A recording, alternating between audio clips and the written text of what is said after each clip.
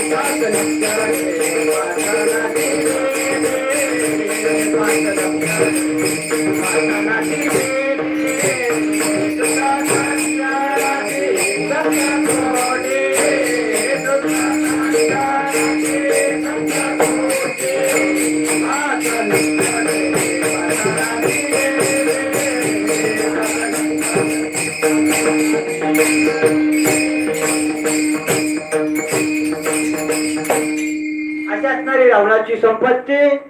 त्या रावणाला असणार 80,000 पत्न्या, 1,00,000 पोरं, 1,50,000 नातू आणि 1,50,000 पंतू. मामा तुम्हाला कोणी आरे म्हणलं तर तुम्हाला 3च पोरं येतं. तुटून पडते तुटून.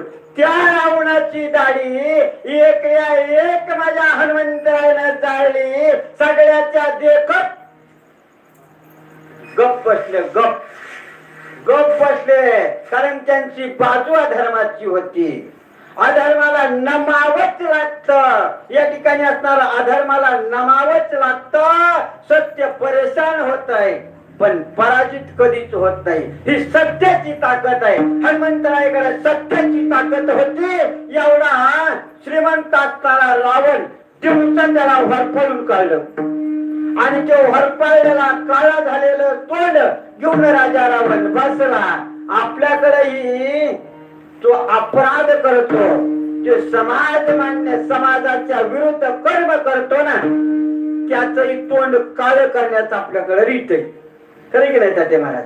असं राजा रावणाने केलेलं कर्म त्याला जागच्या जागी एवढे सगळे राक्षस राजा रावणाचे, एवढे पोरं, एवढे त्याचे नातू, एवढे असताना सगळ्याच्या देखत भर सभेत त्याचं तोंड भरपळलं. ही ताकद त्या नामधारकाची आहे, आमच्या हनुमंतरायाची आहे असं असणारा सांगतात. आणि त्या असणारा आपण धर्माचं कार्य करा, आपण त्या देवांचं कार्य करा, परमार्थ करायला लागलो की लोक आपल्याला नमस्कार करतात. ताते महाराज नाही तर येरवी माझी काय किंमत आहे, पायीची वाहन पायी बरी. येरवी मला कोण विचारते? त्या असणाऱ्या भगवंताचं नाम घेतो म्हणून इथं उभा राहण्याचा अधिकार मला प्राप्त झाला, अन्यथा नाही. असं धर्माच्या बाजूने उभा राहिल्याच्या नंतर या ठिकाणी असणारा देवाचे कार्य करीत असताना लोक सगळे नमस्कार करतात. अभंगाच माझा नमस्कार